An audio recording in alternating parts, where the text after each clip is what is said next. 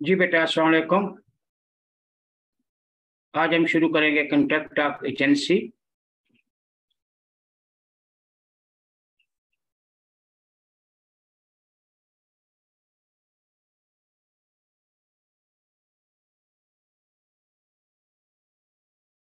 Contract of agency means when one person employ hire another person to represent him in front of third person. The person who hire called principal, who has been hired called agent, and the process called agency. Simple definition है. The relationship of principal agent means when one person employs hire another person to represent him in front of third person. The person who hire called principal and who has been hired called agent, and the process called agency. मुझे 10 TV बेचने हैं। मैंने नौमान को कहा है कि 10 TV बेच दो। अब मैं प्रिंसिपल हूँ, वो एजेंट है और प्रोसेस एजेंसी कहलाएगी। एसेंशियल ऑफ एजेंसी, सबसे पहले है agreement between principal and agent. आपके एमसीक्यूज फिर आता है दूसरे नंबर पे, who can be principal. Principal must be of age of majority according to law and of sound mind. याद रखिएगा, साउंड माइंड का हो और एज ऑफ मेजॉरिटी हो। वेर एज एजेंट जो है वो माइनर भी हो सकता है, अनसाउंड माइंड भी हो सकता है। ये आपका एमसीक्यूज भी आता है, इसको एक नजर फोकस कर ले, ये एमसीक्यूज भी आता है। दैट इज कि प्रिंसिपल कौन होना चाहिए, एज ऑफ मेजॉरिटी यानी अडल्ट होना चाहिए, और एजेंट जो है वो माइनर भी हो सकता है, प्रिंसिपल माइनर नहीं हो सकता। इसी तरह प्रिंसिपल जो साउंड माइंड का होना चाहिए, एजेंट अनसाउंड माइंड भी हो सकता है, क्योंकि उसने आपकी इंस्ट्रक्शन पे काम करना है। नेक्स्ट है consideration not necessary. Consideration not necessary का मतलब यह होता है कि जब आप एजेंट हायर करते हो, जैसे मैंने कहा 10 टीवी बेचा हो, तो अभी उसने मुझे 10 टीवी की जो है पेमेंट नहीं की, ठीक है, लेकिन कंट्रैक्ट वैलिड है, वो मुझसे टीवी छीन के नहीं लेके जा रहा, चोरी करके नहीं लेके जा रहा, कंट्रैक्ट के तहत लेके जा रहा है। बेशक अभी कंसिडरेशन नहीं है, जब वो बेचेगा तब कंसिडरेशन होगी, इनिशियली कंट्रैक्ट वैलिड है।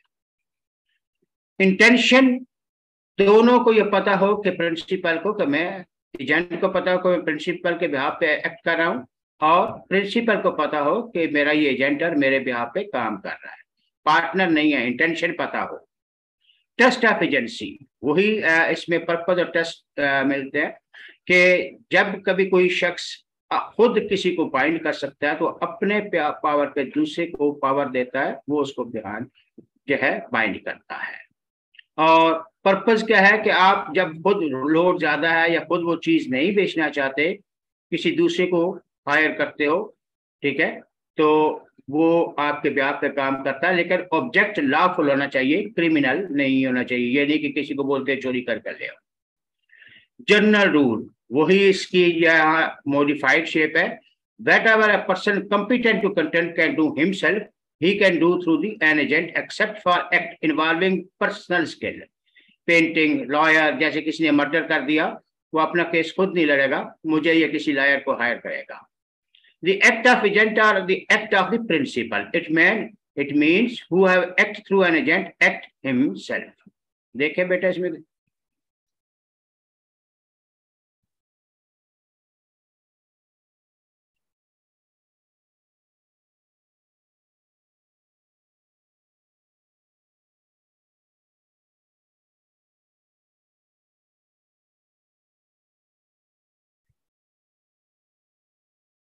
नेक्स्ट है काइंड्स ऑफ एजेंट। एजेंट सबसे पहले स्पेशल एजेंट। जब किसी को आप अथॉरिटी देते हो किसी सिंगल इवेंट की, सिंगल चीज जो है ट्रांजैक्शन डील करने की, वो स्पेशल एजेंट होता है।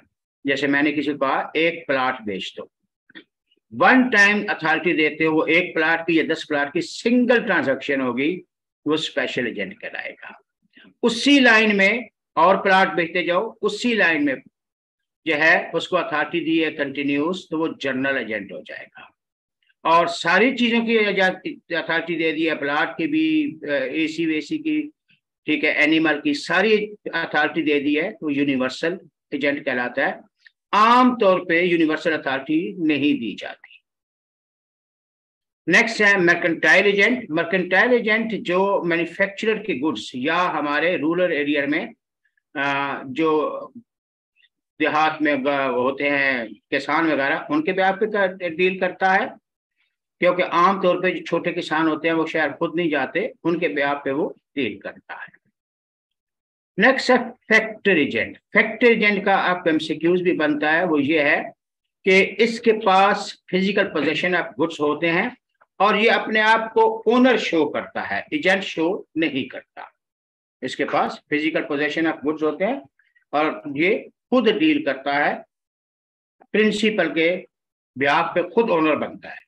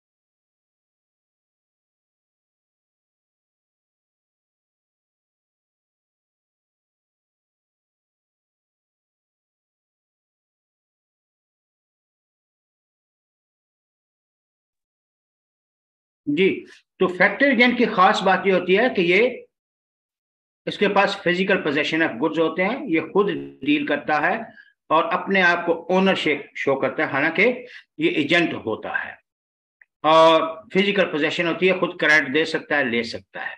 लेकिन अगर किसी की जो है बायर को पता चल जाए कि ये प्रिंसिपल नहीं है, एजेंट है, तो फिर उससे कॉन्ट्रैक्ट कैंसिल करके डायरेक्ट प्रिंसिपल से भी कर सकता है। नेक्स्ट है कमीशन एजेंट।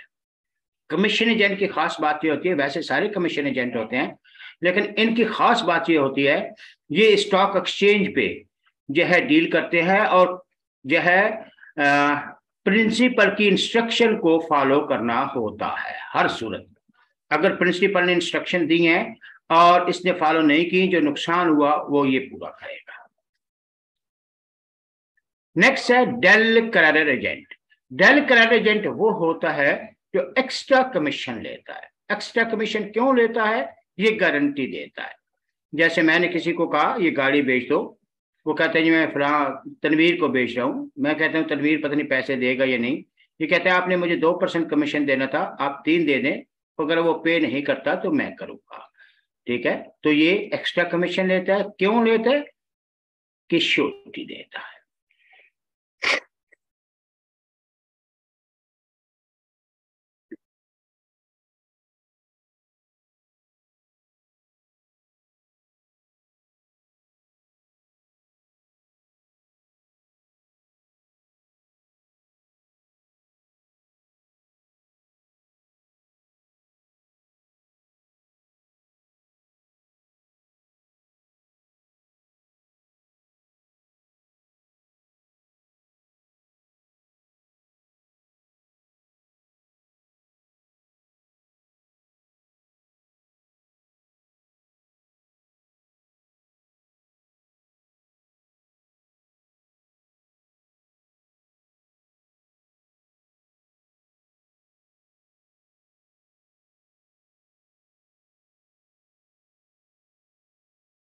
जी, डेल क्रेडिट हो गया। ये इसकी 2 बातें याद रखनी, डेल क्रेडिट की एमसीक्यूज भी आता है कि ये एक्स्ट्रा कमीशन लेता है और किस लिए लेता है? श्योरिटी देता है। फिर है ब्रोकर। ब्रोकर वैसे सारे एजेंट जो है इस कैटेगरी में नहीं आते। ब्रोकर खास तौर पे इसके पास physical position of goods mostly नहीं होती। इसका काम होता है, ये अपने नाम से गुड्स नहीं बेच सकता। इसका काम होता है दोनों पार्टीज को मिलाना, दोनों से कमीशन लेना और खुद दरमियान से गायब हो जाना। ठीक है, ब्रोकर ये मोस्टली स्टेट एजेंट भी हैं और एक बड़ा डर्टी ऐसा नाम यूज किया जाता है लोगों के लिए, दलाल।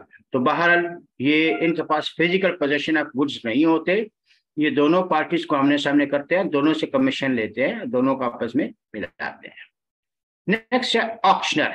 ऑक्शनर वो एजेंट होता है जो कोई नीलामी की सेल करनी है और आप खुद नीलामी की सेल नहीं करना चाहते, आपके बिहाफ पे कोई बोली लगाएगा, उसको ऑक्शनर एजेंट कहते हैं।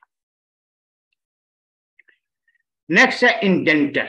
इंडेंटर एजेंट वो होता है जिसका प्रिंसिपल दूसरी कंट्री में हो, या एक कंट्री का एजेंट है, दूसरी कंट्री का प्रिंसिपल है, इसको हम इंडेंटर कहते हैं। नेक्स्ट है बैंकर। बैंकर का मतलब यह है कि जब आप चेक जमा करवाते हैं तो आप उस चेक के साथ साथ नहीं जाते, बल्कि जिसको चेक दिया है बैंक को वो जमा आगे आपके नाम पर पेमेंट लेता है, तो आपके ब्याह पे बात करता है, तो वो आपका एजेंट कंसिडर हो रहा है। नेक्स्ट है एडवोकेट। एडवोकेट का मतलब यह होता है कि वही बात, किसी ने जुर्म किया है तो अपना केस खुद नहीं लड़ेगा, किसी लॉयर को, मुझे या किसी और को हायर करेगा जो उसके बिहाफ पे केस लड़ेगा, तो वो भी फिर आपको रिप्रेजेंट करता है अदालत में, तो वो आपका एजेंट कंसिडर होता है। फिर है creation of agency. Creation of agency का मेन मेथड 2 है, express implied. Express written spoken verbal shape में आएगी।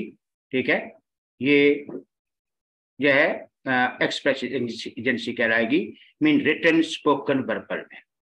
वेयरएज कुछ एजेंसी हैं जो रिटन स्पोकन वर्बल शेप में नहीं होती, that inferred from the act या कंडक्ट या circumstances. that inferred from the act या conduct या circumstances. ये implied एजेंसी होती है. जैसे आप इसकी बहुत सारी एग्जांपल है. आपके बिहाफ पे किसी ने डील कर लिया, उसको ये ट्रांजैक्शन अच्छी लगी और आपने इसको एक्सेप्ट कर लिया, ठीक है, तो वो आपने हायर नहीं किया था. ये आगे 5 एग्जांपल इसमें आ जाएगा. सबसे पहले एजेंसी बाय एस्टॉपल.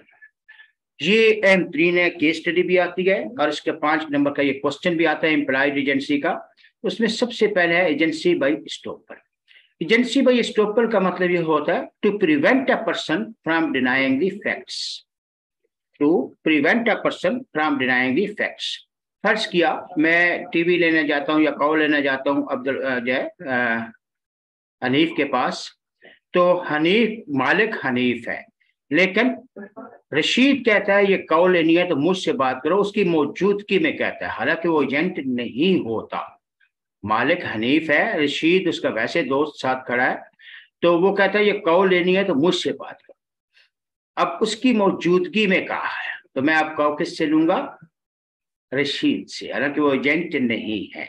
इसका मतलब ये होता है कि to prevent a person from denying the facts. वो बाद में ये नहीं कह सकता कि मैंने नहीं कहा, ठीक है, उसकी मौजूदगी में कहा गया. A said to be within the hearing of C and C does not deny it. अब वो इस चीज से डिनाई नहीं कर सकता. तो ये इम्प्लाइड एजेंसी का फर्स्ट स्टेप है, एजेंसी बाय एस्टॉपल. आपकी मौजूदगी में कहा जाता है और आप डिनाई नहीं करते, हालांकि वो आपका अपॉइंटेड एजेंट नहीं होता. दूसरा है agency by holding out. Agency by holding out का कंसेप्ट ये है कि कोई एजेंट आपके ब्याह पे पहले काम करता रहा, या पर्सन या एम्प्लॉय, या जैसे मैं क्लास में हूं, मैंने वकास को बोला कि जाओ जाके बिरयानी ले आओ. उसने कंटीन वालों को कहा कि सर बिरयानी मांग रहे हैं, मेरा उनको कोई कांटेक्ट नहीं था, उन्होंने उसके कहने पे दे दी. अब मैंने जाके पैसे दे दिए. कुछ दिन इसी तरह चलता रहा, वो जाता बिरयानी ले आता और मैं बाद में पैसे दे देता. हुआ ये कि मैंने उसको मना कर दिया कि आप बिरयानी रहने दो, लेकिन जो है कंटीन वालों को नहीं बताया. अब उसने क्या किया, वो आराम से जाता बिरयानी लेके घर चला जाता. अब कंटीन वालों ने देखा कि काफी दिन हो गया सर पैसे नहीं दे रहे. मुझसे कहते हैं सर वो पैसे. मैंने कहा कौन से पैसे? कहते हैं आपके नाम पे बिरयानी जा रही है. मैंने कहा मैंने तो उसको मना कर दिया था. कहते सर हमें तो नहीं बताया था. अब वो मुझे पैसे देना पड़ेंगे एजेंसी बाय होल्डिंग आउट, ठीक है. It is extended shape of agency by estoppel, but some positive या affirmative act has been already done by the agent on the part of principal. पहले मेरे पे आप पे वो ऐसा एक्ट करता रहा, अब मैंने इसको मना कर दिया और लेकिन अगली पार्टी को नहीं बताया. अब मुझे वो पैसे देना पड़ेगा agency by holding out. Next है agency by necessity. Agency by necessity ये वो सिचुएशन होती है कि आपका एजेंट तो नहीं होता, लेकिन सिचुएशन ऐसी आ जाती है कि आपको उसको बिहाफ पे एक्ट करना पड़ जाता है. जैसे फर्ज किया कामरान है, वो हैदराबाद से किसी को बोलते हैं, फैजान को बोलते हैं कि ये ट्रक जो है आंबों का ले जाओ और मंडी में मेरा पार्टनर आपसे ले लेगा. फैजान ट्रक ले आया, वो उसका एजेंट नहीं था, इंडिपेंडेंट कैरियर था. लेकिन हुआ ये कि रास्ते में बारिश हो गई या हालात अल्लाह ना करे कराची के खराब हो गए, वो कराची से बाहर ही उसका ट्रक रुक गया. अब उसको पता था ये पके हुए आम है, ये तो 2 दिन में खराब हो जाएंगे, तो उसने वो उसके बिहाफ पे बेच दिए, ठीक है. तो अब ये एजेंसी बाय नेसेसिटी में आएगा.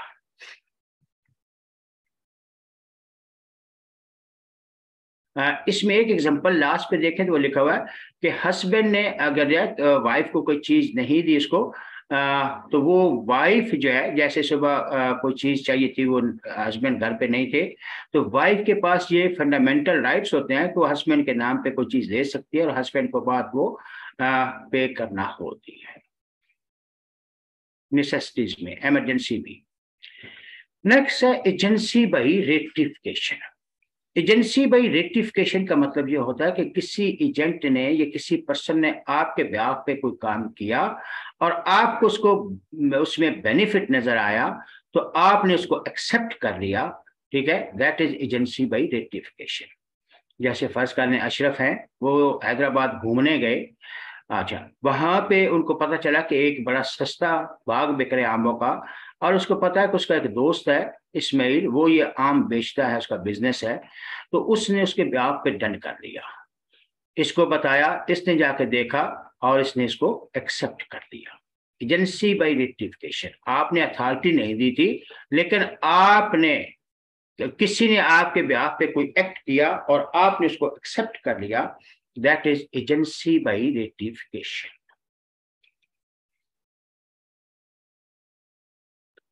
नेक्स्ट है agency by operation of law. Agency by operation of law का कंसेप्ट ये होता है कि जितने भी ये डायरेक्टर होते हैं कंपनी के, ये एजेंट कंसिडर होते हैं। तो अगर किसी शिफ्ट में, जैसे कोई इवनिंग शिफ्ट में था, एसी खराब हो गया या मशीन खराब हो गई, उसने ठीक करवाई, तो वो पैसे कौन देगा? कंपनी देगी, क्योंकि जो मैनेजर है वो एजेंट कंसिडर होते हैं। या कोई सुपरवाइजर इवनिंग में है, या जैसे आईसीएमए में कोई सुपरवाइजर है, कुछ चीज खराब होगी, इसने ठीक करवाई, तो उसने किसको रिप्रेजेंट किया? आईसीएमए को। तो अब वो आईसीएमए को पैसे देना पड़ेंगे, agency by operation of law.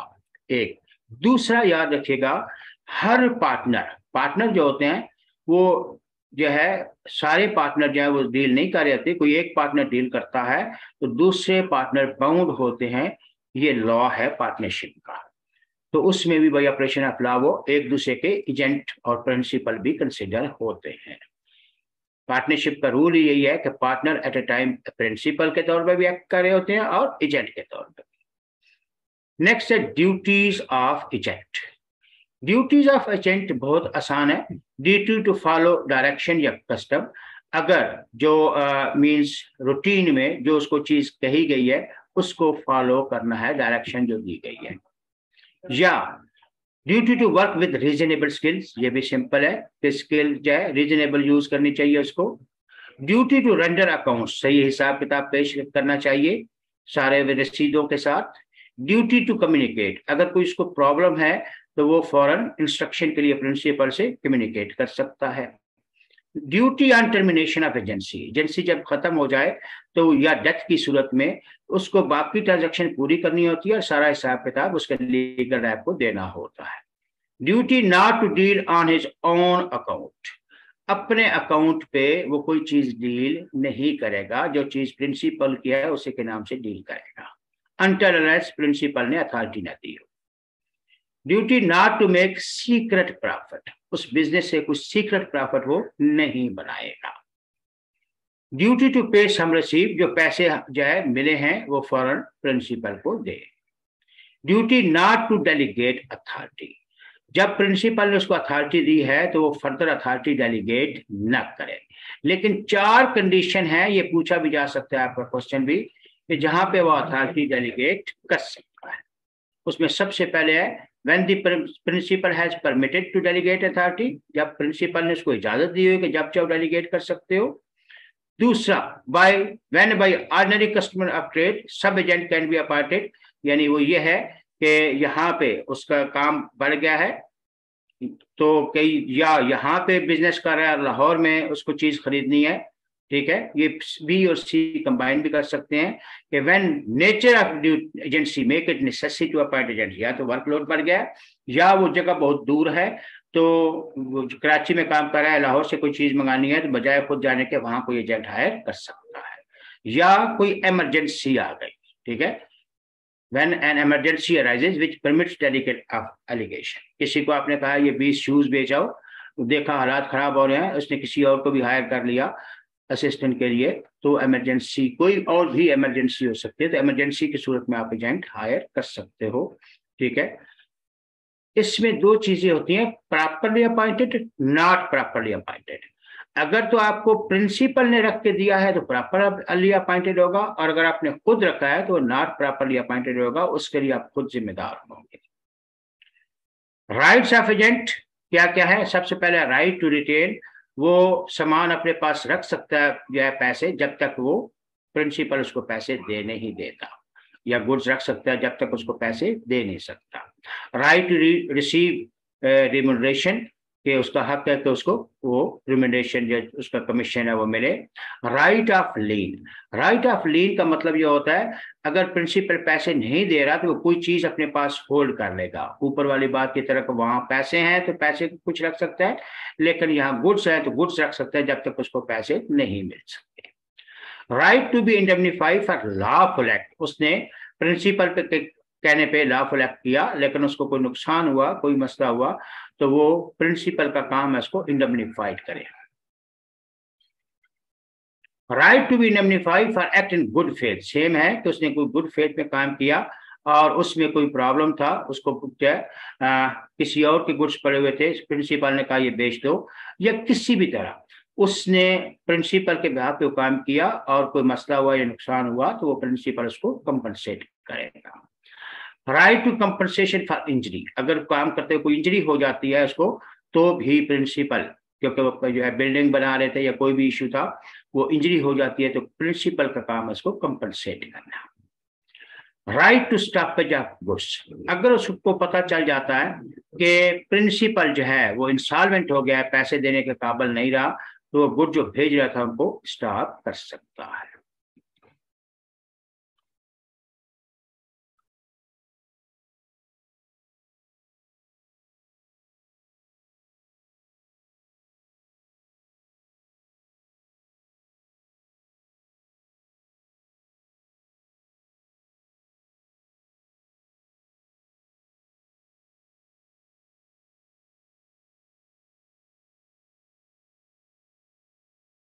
Next है राइट ऑफ प्रिंसिपल, इसमें सबसे पहला है राइट टू रिकवर डैमेजेस। अगर प्रिंसिपल एजेंट ने कोई गलत काम किया है और प्रिंसिपल को नुकसान हुआ है तो वो उससे नुकसान कवर कर सकता है। Right to obtain secret profit, उसने कोई सीक्रेट प्रॉफिट कमाया उसके बिजनेस से तो वो भी उससे रिकवर कर सकता है।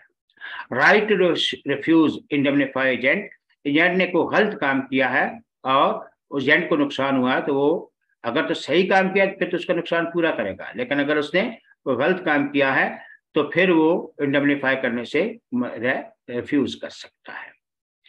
ड्यूटीज ऑफ प्रिंसिपल, प्रिंसिपल की ड्यूटी है कि to indemnify for lawful act, वही ऊपर बताया कि अगर प्रिंसिपल ने एजेंट ने लॉफुल एक्ट किया उसको नुकसान हुआ तो उसका काम है उसको इंडेमनीफाई करे। ड्यूटी टू इंडेमनीफाई एक्ट, ये ही जो राइट्स थे एजेंट के वो ड्यूटीज बन जाएगी प्रिंसिपल की कि उसने गुड फेथ में काम किया, जो भी उसको नुकसान हुआ उसको पूरा करे principal. Duty to indemnify for injury, वही ऊपर जो हमने पढ़ा है प्रिंसिपल के नेग्लेक्ट की वजह से उसको कोई इंजरी हुई है तो वो प्रिंसिपल इंडेमनीफाई करेगा। ड्यूटी टू पे रिम्यूनरेशन एंड ड्यूज, उसके जो रिम्यूनरेशन है उसका कमीशन है वो उसको पे करेगा। जी नेक्स्ट है termination of agency, agency terminate होगी, ये 10-12 पॉइंट्स है, फेमस 8 है जी। सबसे पहले बाई एग्रीमेंट, एग्रीमेंट का मतलब यह है कि बाहमी रजामंदी से।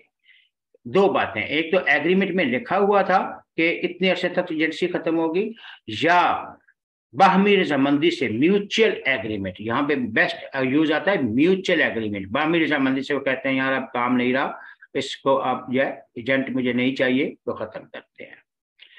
दूसरे नंबर पे रिवोकेशन ऑफ प्रिंसिपल, प्रिंसिपल जो है उसकी अथॉरिटी खत्म कर देता है, कहता है आप तुम्हारी जरूरत नहीं है। इसी का अपोजिट है रिवोकेशन बाय एजेंट, ये बेसिकली वर्ड रिवोकेशन लिखा है, ये रिनुंसिएशन आता है कि एजेंट ने रिफ्यूज कर दिया कि अब मैं और काम नहीं करूंगा। कंप्लीशन ऑफ बिजनेस, जो बिजनेस था जिसके लिए एजेंट को हायर किया गया वो कंप्लीट हो गया। Expiry of time, time period था 1 महीना 1 साल 6 महीने, वो पूरा हो गया। डेथ ऑफ प्रिंसिपल या एजेंट, किसी एक की डेथ हो गई, लेकिन अगर प्रिंसिपल की डेथ होती है तो एजेंट को वो बाकी काम कंप्लीट करना होता है। इंसेंटी ऑफ प्रिंसिपल एजेंट, कोई एक पागल हो गया तो भी एजेंसी खत्म हो जाएगी।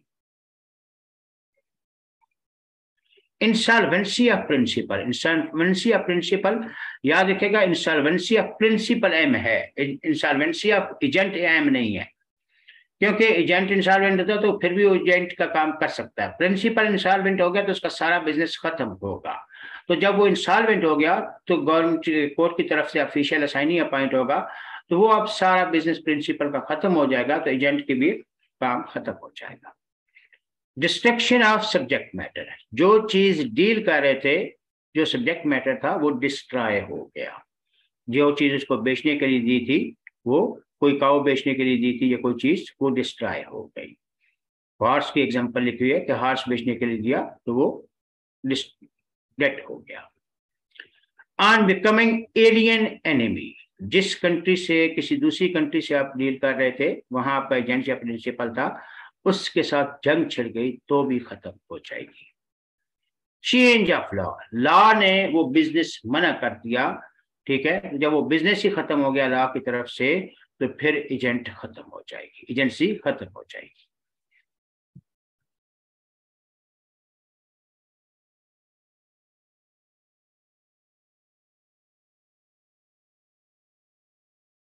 नेक्स्ट है contract of sale of goods.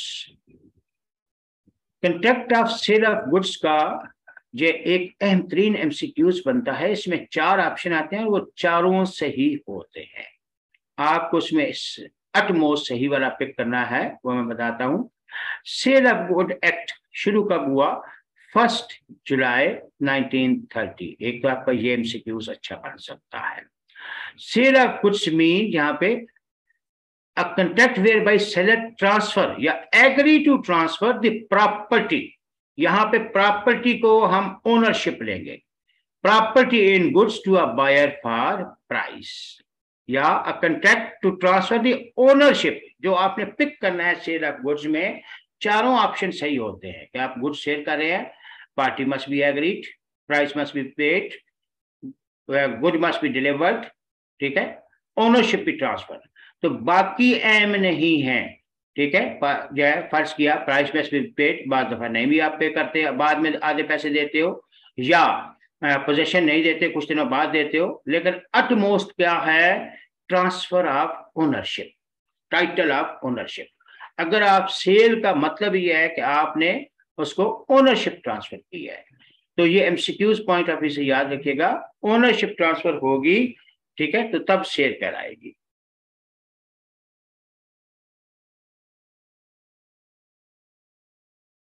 जी बेटा।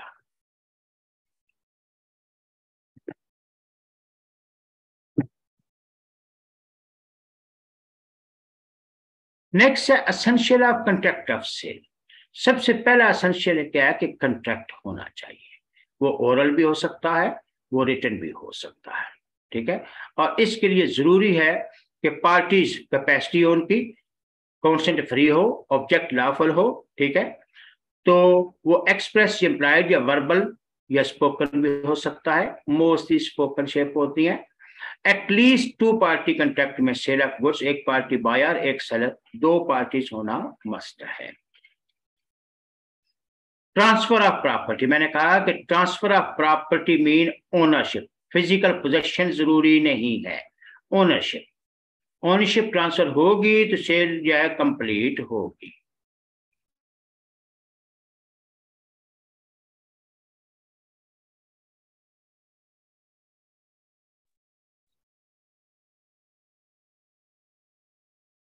जी गुड्स, हाँ ये क्वेश्चन भी आपका अक्सर आता है। गुड्स, गुड्स क्या है? Goods mean every kind of movable property. याद रखिएगा, सेल ऑफ गुड्स जो है मूवेबल प्रॉपर्टी को डील करता है, इमूवेबल को डील नहीं करता। तो सबसे पहले क्या है? Immovable property other than actionable claim, money, ठीक है, और जो है यानी other than actionable claim, money और लैंड, ये 3 चीजें इसमें शामिल नहीं होंगी। बाकी सारे, कोई आपका क्लेम आपने किया हुआ कि मेरे इतने पैसे बनते हैं, वो सेल नहीं हो सकते। मनी, सिक्का रजल वक्त, वो सेल नहीं हो सकता। और लैंड, क्योंकि लैंड इमूवेबल में है, तो सेल ऑफ गुड्स मूवेबल को डील करता है। ये आपका एमसीक्यूज भी आता है। अच्छा, गुड्स में क्या include? Electricity, water, gas, crop, shares, growing crops, grass, things attach या फार्मिंग पार्ट ऑफ लैंड, ठीक है। लैंड के साथ जो पार्ट है जैसे ट्रीज वगैरह है, वो बेचे जा सकते हैं, लैंड नहीं। Which are agree to be swear before sale or under the contract of sale. Every movable property, ठीक है, इज रिगार्डेड एज गुड। यानी ट्रीज, फ्रूट, वेजिटेबल्स, सारी चीजें। एक्शनेबल क्लेम जो है means a debt or claim for money which a person may have against another and which can be enforced by filing a suit. Money is not regarded as goods. However, old kind, पुराने सिक्के जो हैं वो शामिल किए जा सकते हैं सेल में। जी, नेक्स्ट है प्राइस। प्राइस का मतलब है कि जब आप चीज खरीदते हैं तो उसके बदले में पैसे देंगे, लेकिन बार्टर ना हो। गुड्स के बदले में गुड्स हैं तो वो बार्टर होगा, कोई ना कोई जो है मनी की शेप शामिल होगी। एक तो सिंपल आप पैसे देते हो, कोई चीज खरीदते हो, ये प्राइस है। लेकिन अगर आप जो है गंदम लेके चावल ले रहे हो तो ये बार्टर है। फ्रिज दे के टीवी ले रहे हो, ये बार्टर है। हाँ, अगर उसमें 5,000 2,000 को पैसा इन्वॉल्व हो जाता है फिर वो प्राइस में शामिल होगा। Sale and agreement to sale. Sale and agreement to sale का मतलब ये फ्यूचर और प्रेजेंट का इश्यू है। अभी आपने ओनरशिप ट्रांसफर कर दी, ये सेल होगी। फ्यूचर में आपको चीज डिलीवर करेंगे या ओनरशिप लेंगे, वो एग्रीमेंट टू सेल होगा। इनके डिफरेंस भी बहुत अच्छे हैं नीचे। Other formalities, there is no specific procedure to make a contract of sale. All essential of a valid contract should be there in the contract of sale, like capacity of parties, free consent, legality of object वगैरह। यहाँ पे difference है transfer, जहाँ पे transfer of property cell में immediate transfer हो जाती है, एग्रीमेंट टू सेल में फ्यूचर में होती है। टाइप ऑफ गुड्स, यहाँ पे गुड्स जो है सेल में मोस्टली एग्जिस्टिंग होते हैं या स्पेसिफिक, यहाँ पे फ्यूचर और कंटीजेंट मोस्टली होते हैं। नेचर ऑफ राइट, यहाँ पे इमीडिएट ओनरशिप ट्रांसफर हो जाती है, यहाँ पे फ्यूचर में होगी। रिस्क ऑफ लॉस, दोनों चीजें मेन फोकस करना है। रिस्क ऑफ लॉस, सेल में चूंकि ओनरशिप ट्रांसफर हो जाती है तो रिस्क ऑफ लॉस बायर पे चला जाता है, और एग्रीमेंट टू सेल में अभी चूंकि ओनरशिप ट्रांसफर नहीं हुई तो रिस्क ऑफ लॉस, चीज खराब हो जाती है या मर जाती है तो रिस्क ऑफ लॉस सेलर के साथ रहेगा। कॉन्सिक्वेंसेज ऑफ ब्रीच, अगर यहाँ पे गुड्स जो है वो उसने नहीं दिए, ब्रीच किए हैं, तो आप उसके बजाय प्राइस के लिए भी इश्यू कर सकते हैं और स्पेसिफिक परफॉर्मेंस के लिए भी इश्यू कर सकते हैं। लेकिन एग्रीमेंट टू सेल में अगर वो जो है रिफ्यूज करता है तो आप प्राइस के लिए इश्यू नहीं कर सकते, डैमेजेस के लिए इश्यू कर सकते हैं। Right to resale, contract of sale में जब ओनरशिप ट्रांसफर हो जाती है तो रीसेल नहीं कर सकते, लेकिन एग्रीमेंट टू सेल में अभी फर्ज किया आपने कहा पोटैटो उगेंगे दूंगा, ये फ्यूचर का है, तो वो अभी जो है रीसेल का जो है मोस्टली नहीं होता। इंसॉल्वेंसी ऑफ बायर और इंसॉल्वेंसी ऑफ सेलर बहुत लेंथी लिखा हुआ है, एक लाइन में समझा देता हूं कि सेल की सूरत में अगर बायर इंसॉल्वेंट हो जाता है तो वो सारे गुड्स कौन लेगा, ऑफिशियल असाइनी, ठीक है। और सेम सेलर की सूरत में भी ऑफिशियल असाइनी लेगा। बायर से जब इंसॉल्वेंट हो गया ऑफिशियल असाइनी टेक ओवर करेगा, तो जो सेलर से पैसे लेने या देने हैं वो अब सारा राइट ऑफिशियल असाइनी के पास आ जाएगा। इसी तरह एग्रीमेंट टू सेल में अगर ये असाइन जाए, एग्रीमेंट टू सेल में बायर इंसॉल्वेंट हुआ या यहाँ पे सेलर इंसॉल्वेंट हुआ, क्योंकि सेलर ने भी सेल करना है फ्यूचर पॉइंट ऑफ व्यू से, तो इसकी सारी डील ट्रांजैक्शन जो है वो बायर से ऑफिशियल असाइनी, यानी दोनों तरफ से ऑफिशियल असाइनी आ जाएगा। बहुत लेंथी लिखा, सिंपल सा है। नेचर ऑफ कॉन्ट्रैक्ट जो है यहाँ पे इसको एक्सिक्यूटेड कॉन्ट्रैक्ट कहते हैं सेल में, और ये एग्रीमेंट टू सेल जो है फ्यूचर एक्सिक्यूटरी कहलाएगा। Next kinds of goods. Kind of goods में 3 कैटेगरी फेमस हैं, existing goods, future goods, contingent goods. Existing goods वो गुड्स कहलाते हैं जो बने हुए हैं, कहीं ना कहीं मौजूद हैं, जैसे बाटा शू कंपनी के बाटा शू बने हुए हैं या अभी मुसम्मी हैं, एग्जिस्ट करते हैं, ठीक है। इसकी 3 टाइप्स है। एक है स्पेसिफिक गुड्स। स्पेसिफिक गुड्स वो गुड्स कहलाते हैं जिसको आप आइडेंटिफाई करने के बाद कॉन्ट्रैक्ट करते हैं। जैसे आप ये कोई बकरा है या काऊ है, आप कहते हो ये व्हाइट वाली काऊ चाहिए, ठीक है, तो ये स्पेसिफिक गुड्स है। आप कहते हो ये ग्रीन वाला एसी ये कार चाहिए। गुड्स जब आइडेंटिफाई करके कॉन्ट्रैक्ट करते हो तो ये स्पेसिफिक गुड्स होते हैं। जब बल्क क्वांटिटी में आप जो है गुड्स कॉन्ट्रैक्ट तो कर लेते हो, जैसे बहुत सारे जो है कुर्बानी के दिन बकरे हैं, कंटेक्ट तो कर लिया एक बकरे का, लेकिन अभी अलहदा नहीं किया। एक तो कहते हैं ये काला बकरा चाहिए, ये स्पेसिफिक गुड्स है। एक ये कंटेक्ट कर लिया है अभी अलहदा, वो कहते हैं कंटेक्ट करने के बाद कहते हो मेरा कौन सा बकरा है मैं बाद में ले जाऊंगा, वो कहते हैं वो ब्लैक वाला तुम्हारा है, ये असर्टेन हो जाएगा। लेकिन अगर बल्क क्वांटिटी है, जैसे बहुत सी बुक पड़ी है, आपने बुक के पैसे दे दिए कि कल ले जाऊंगा, बहुत सी बुक पड़ी है, तो उसमें ओनरशिप ट्रांसफर अभी नहीं हुई, अनअसर्टेन गुड्स है। वो बुक अगर कुछ जल भी जाती हैं तो बायर ने आपको देनी है, क्योंकि अनअसर्टेन थे। जब आप गुड्स अलहदा कर लेते हो फिर वो असर्टेन हो जाते हैं। नेक्स्ट है फ्यूचर गुड्स। फ्यूचर गुड्स वो गुड्स कहलाते हैं जो अभी बने नहीं है लेकिन होपफुली बनाए जा सकते हैं। जैसे अभी बाटा शू कंपनी में शूज बने नहीं है, खाने पड़ी हैं, वो बनाए जा सकते हैं। या जमीन से पोटैटो उगाए जा सकते हैं। या अभी आमों का सीजन खत्म हो गया है, आप किसी से डील करते हो तो वो फ्यूचर गुड्स हैं, क्योंकि वो अभी एग्जिस्ट नहीं करते। नेक्स्ट है कंटीजेंट गुड्स। कंटीजेंट गुड्स वो गुड्स कहलाते हैं कि जो डिपेंड करता है किसी हैपनिंग या नॉन हैपनिंग पे।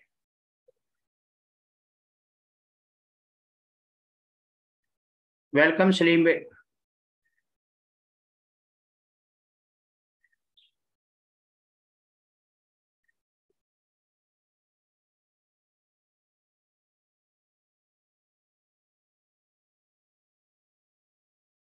जी सलीम बेटा वेलकम।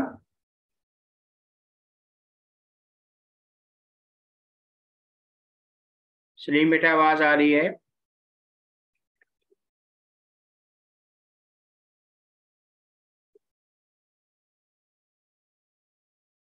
सलीम मलिक आवाज आ रही है बेटा?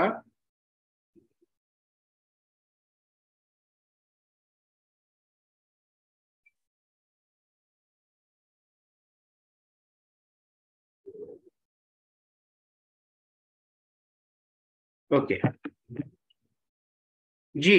तो कंटीजेंट गुड्स वो गुड्स कहलाते हैं कि जो डिपेंड करता है उसके हैपनिंग या नॉन हैपनिंग की सूरत में।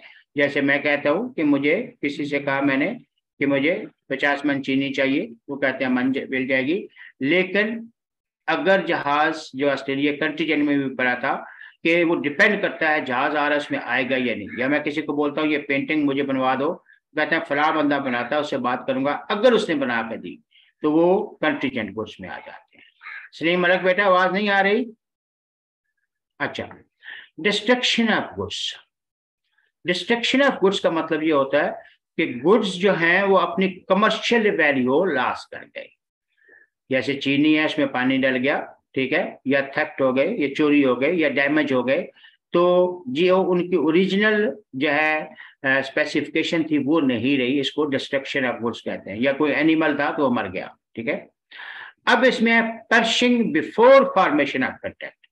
कंटेक्ट से पहले वो पैरिश हो जाता है या मर जाता है, डिस्ट्रॉय हो जाता है, तो वो कंट्रैक्ट बनेगा ही नहीं, वो एग्रीमेंट वाइड हो जाएगा। हाँ, अगर वो गुड स्पेसिफिक थे और कंट्रैक्ट हो गया तो फिर जो है वो बायर को लॉस बर्दाश्त करना होगा। जी बेटा।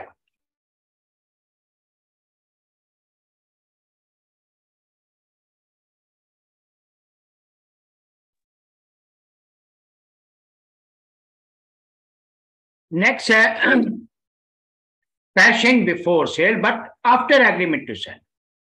अभी सेल नहीं हुई, आप चेक करने के लिए कुछ चीज लेके हैं, ओनरशिप अभी ट्रांसफर नहीं हुई। जैसे कोई हॉर्स है, आप कहते हैं मैं 8 दिन के लिए लेके जाता हूं, अगर मेरे म्यार पे पूरा उतरा तो मैं ये ले लूंगा, ठीक है। तो इस दौरान वो किसी कुदरती आफत से ये मर जाता है, तो फिर जो है हालांकि पोजेशन बायर के पास थी लेकिन ओनरशिप ट्रांसफर नहीं हुई, तो इसलिए वो रिस्क ऑफ लॉस जो है वो सेलर पे जाएगा।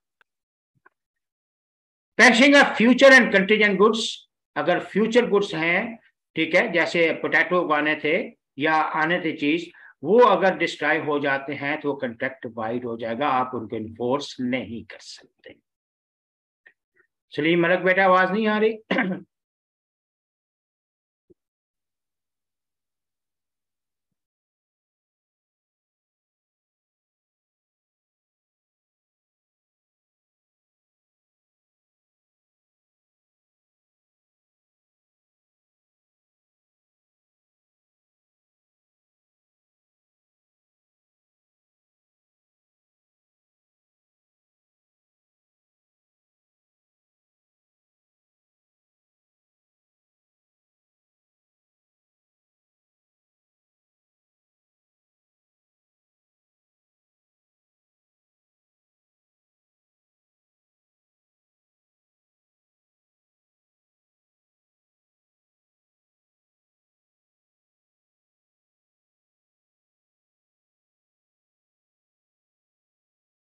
जी, फिक्सेशन ऑफ प्राइस, जब भी आप किसी चीज की प्राइस फिक्स करना चाहते हैं तो 4 फेमस मेथड है।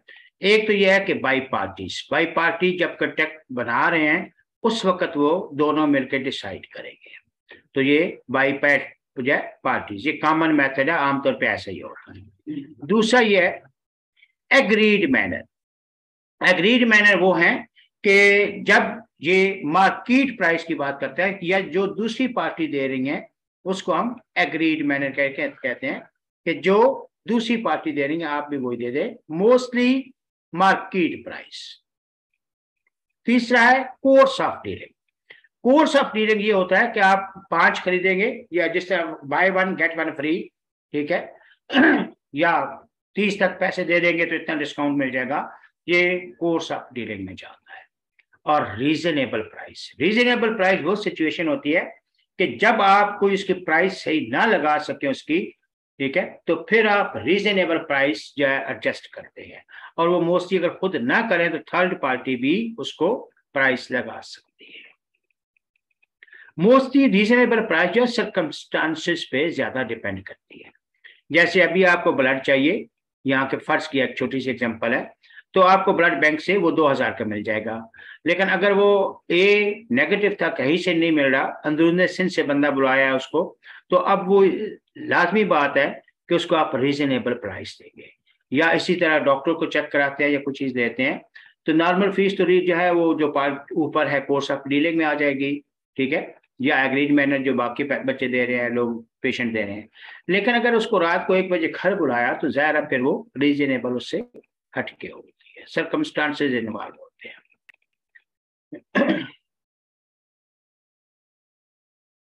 नेक्स्ट है condition and warranties.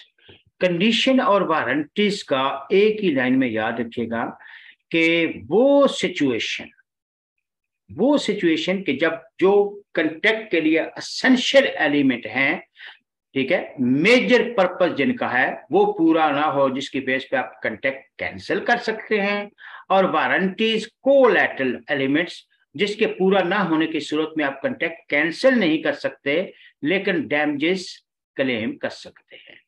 Condition is a stipulation essential to the main purpose of the contract, the breach of which gives right to treat the contract as repudiated. आप उसको cancel कर सकते हैं अगर condition breach ना हो, ठीक है। कंडीशन ब्रीच हुई है तो आपके पास राइट है तो आप कॉन्ट्रैक्ट कैंसिल कर सकते हैं। मैं एक छोटी सी एग्जांपल देता हूँ वारंटी के साथ है, फिर एग्जांपल देता हूँ। अब warranty is a stipulation collateral, ये एमसीक्यूज भी आता है, to main purpose of the contract the breach of which gives right to claim for damages but not a right to reject the goods. Say for example मेरी जो है यूसुफ से बात हुई कि पाक फैन चाहिए, वो पाक फैन ही लेके आए। अच्छा, पाक फैन मैंने कहा लेके आइए, तो वो पाक फैन की जगह दूसरा कोई फैन ले आए, ये कंडीशन ब्रीच हुई है। मैंने कहा चिकन बिरयानी चाहिए, वो चिकन बिरयानी की बजाय सादा बिरयानी ले आए या मटन बिरयानी ले आए, कंडीशन ब्रीच हुई है जिसकी बेस में मैं कॉन्ट्रैक्ट कैंसिल कर सकता हूँ। जब मैंने कहा पाक फैन चाहिए या यामा मोटरसाइकिल चाहिए तो वो नहीं होता, वो दूसरा को बाइक ले आते हैं, तो कंडीशन ब्रीच हुई है, मेरे पास राइट है कि मैं उसको कॉन्ट्रैक्ट को कैंसिल कर दूं। लेकिन अगर वो जो है सेम बाइक लाया है या यूपीएस लाया है, ठीक है, और कहा ये 5 साल चलेगा लेकिन वो 2 या 3 साल चला, तो अब आप कॉन्ट्रैक्ट कैंसिल नहीं कर सकते, डैमेजेस क्लेम कर सकते हैं। इनका डिफरेंस देखे। Condition, a condition is a stipulation essential to the main purpose of the contract. Essential, main, जो मैंने कहा था कि पाक फैन चाहिए, CD70 चाहिए, जो चीज मेंशन थी, ठीक है। A warranty is a stipulation not essential to the main purpose of the contract. basis, it forms the basis of a contract and goes direct to the root of the contract. It does not form basis of contract and does not go direct to the root of the contract. ये main element नहीं होता। Breach, ये अहम चीज है। Breach of condition give aggrieved party to right to reject the contract, लेकिन warranty में आप कॉन्ट्रैक्ट रिजेक्ट नहीं कर सकते, आप डैमेजेस क्लेम कर सकते हैं। The breach of warranty does not give the aggrieved party to right to reject the contract. Treatment, हाँ ये अहम है. Breach of condition may be treated as breach of warranty. आप, मैंने कहा था पाक फैन ले आइए, वो रॉयल फैन ले आए, मैंने कहा चलो यही ठीक है, प्राइस डिफरेंस दे दो. लेकिन breach of warranty can not be treated as breach of condition. उसने कहा था 3 साल सही चलेगा, 2 साल चला, अब मैं कॉन्ट्रैक्ट कैंसिल नहीं कर सकता. ऑप्शन, यहां पे आपके पास ऑप्शन है. In breach of condition the aggrieved party has an option to claim damages instead of rejecting the contract. In breach of warranty, the aggrieved party has no option to reject the contract. He can claim damages only. फिर है condition treated as warranty. 2 नंबर का अच्छा question ये भी बनता है.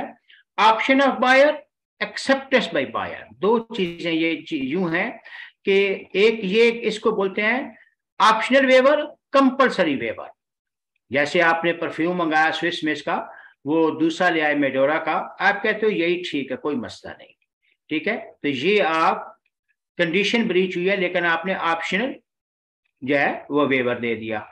लेकिन एक्सेप्टेंस बाय बायर का मतलब है उसने वो गुड यूज कर लिए, ये कंपल्सरी वेवर है. अब यूज करने के बाद परफ्यूम की सील तोड़ दी, अब वो ये नहीं कह सकता कि वापस करो. ये ऑप्शनल वेवर होता है, ये कंपल्सरी वेवर होता है. जब गुड यूज कर लिए, ठीक है, तो फिर आप ये बाद में नहीं कह सकते कि ये वापस कर लो. Express and implied condition and warranty. Implied condition यहां पे, या कंडीशन टू टाइटल, ये इम्प्लाइड कंडीशन आगे चल के कोवीट एम्प्टर, यहाँ पे कंडीशन, सेल बाय डिस्क्रिप्शन, ये सारी चीजें आगे रिपीट हो रही हैं कोवीट एम्प्टर में. वो वहां पे और यहाँ पे एक ही बात है, एक आध डिफरेंस के साथ. वो वहां हम पढ़ते हैं बहुत अच्छा, वो वहां पे डिटेल से है. हाँ, इम्प्लाइड वारंटीज. इम्प्लाइड वारंटीज का 4 एलिमेंट्स आते हैं, और ये क्वेश्चन चूंकि आपका रिटर्न भी बहुत पूछा गया है. सबसे पहले है क्वाइट पोजेशन. जब आप चीज खरीदते हो तो उस वक्त ये नहीं कहते कि ये चीज चोरी की तो नहीं है, या इसमें कोई डिफेक्ट तो नहीं है, कुछ पूछ भी लेते हैं. तो क्वाइट पोजेशन का मतलब यह है कि जिसने जो चीज खरीदी है उसको पूरा हक मिले, सही टाइटल मिले, डिफेक्टिव टाइटल ना हो, चोरी का या कोई ऐसा ना हो, ठीक है. तो क्वाइट पोजेशन का मतलब यह है कि वो उसको डिफेक्टिव टाइटल ना मिले, डॉक्यूमेंट्स पूरे हों या चोरी का ना हो. फ्रीडम फ्रॉम इनकम्प्रेस, उस पर किसी किस्म का कोई बार ना हो, कोई किसी किस्म की लाइबिलिटी ना हो, प्लेज ना हो, ठीक है. तो आप जो चीज खरीदते हैं इस पे किसी किस्म का कोई, जैसे गाड़ी है तो टैक्स ना रहता हो, ठीक है, कोई और इसी किस्म का बार ना हो, लाइबिलिटी ना हो. यूजेज ऑफ ट्रेड, अगर वो गुड्स जो है यूज करने वाले हैं और उसमें कोई स्पेशल मेंशन चीज थी, तो उसको वो मेंशन होना चाहिए ताकि यूज करने वाले को पता हो. जैसे मेडिसिन पे लिखा होता है shake before use. Disclosure of dangerous goods, आप जो गुड्स बेच रहे हैं उसमें अगर कोई नेचर ऐसी है, वो डेंजरस एलिमेंट्स है, तो वो डिस्क्लोज करना मस्ट होता है. मोस्ट, जैसे कोई लिक्विड है, आप उसको शेक किए बगैर खोलेंगे, वो मेंशन होना चाहिए. या मोस्टली ये होता है कुछ हॉर्स ऐसे होते हैं कि जो जिनको छड़ी मार दें फिर वो आपके काबू में नहीं आते. या कुछ एनिमल्स होते हैं जो रेड कलर से एनाय होते हैं. तो जो भी उसमें कोई एलिमेंट्स था ऐसा डेंजरस वाला, तो वो आपको डिस्क्लोज करना मस्ट है. अगर आप डिस्क्लोज नहीं करते, उसने वो गुड यूज किए और उसको नुकसान हुआ, तो आप पूरा करेंगे. ये वो चीज है डॉक्ट्राइन ऑफ कोवीट एम्प्टर, जो ऊपर मैं बता रहा था कि इम्प्लाइड कंडीशन नहीं पढ़ेंगे, वो सारी यहां पे आ जाएंगी. डॉक्ट्राइन ऑफ कोवीट एम्प्टर है क्या? डॉक्ट्राइन ऑफ कोवीट एम्प्टर का मतलब ये होता है कि let the buyer beware, let the buyer beware. जो सेलर है वो जो चीज जो है कोई खरीदना चाहता है तो उसको पूरा मौका दे, वो चेक कर ले, और बायर को भी पता हो कि मैं क्या चीज खरीद रहा हूं अपने मकसद के लिए, वो पूरी चीज वो उस हिसाब से खरीदे. अब अगर वो गलत चीज खरीद के ले गया है तो उसमें सेलर का कसूर नहीं होगा. एक्सेप्शंस हैं जहां पे सेलर का कसूर होगा। परचेज बाय डिस्क्रिप्शन के सेलर को कहा गया कि लिख के दिया कि ये चीज चाहिए और उसने वो चीज नहीं दी, तो बायर का कसूर नहीं है, सेलर का कसूर है। Purchase by sample and description, आपने सैंपल भी दिया और लिख के भी दिया, फिर भी उसी चीज से हिसाब नहीं आए तो फिर तो भी जो है बायर का कसूर नहीं होगा। Fitness for purpose, fitness for purpose वो सिचुएशन होती है कि जब आप किसी को गुड्स देते हैं, ठीक है, या कोई आपको अपने प्रॉब्लम बताता है, आप उस चीज के एक्सपर्ट हो और आपको वो चीज बताता है, तो आप उसके पर्पस के हिसाब से वो गुड्स नहीं देते तो भी सेलर का कसूर है। जैसे कोई किसी के पेट में दर्द है, वो केमिस्ट के पास जाता है, उसको पता है कि एक्सपर्ट है, बताएगा, कहता है कि मेरे पेट है, पेन अबडामन है, तो कोई मेडिसिन दे दे, उसने उठा के आई ड्रॉप दे दिए, इसमें बायर का क्या कसूर। या एक चीज और आती है, आपको हार्स चाहिए, रेस हार्स, याद रखिएगा, हार्स के डिफरेंट जो है वो स्पेसीज होती हैं, नस्लें होती हैं, वो कुछ रेस वाले होते हैं, कुछ जर्नल होते हैं, कुछ टांगे वाले। तो रेस हार्स अलहदा से होते हैं। आपको रेस हार्स चाहिए था, उसने आपको नॉर्मल ये यूजेज का या टांगे वगैरह में यूजेज वाला दे दिया, आपने उसको बताया भी था कि मुझे इस पर्पस के लिए चाहिए। नेक्स्ट है मर्चेंटेबल क्वालिटी। मर्चेंटेबल क्वालिटी, वो जो चीज खरीद रहे हैं वो आगे बेचने के काबिल हो, वो पिचकी हुई ना हो, एक्सपायर्ड ना हो, ठीक है, तो आगे बेचने के काबिल हो।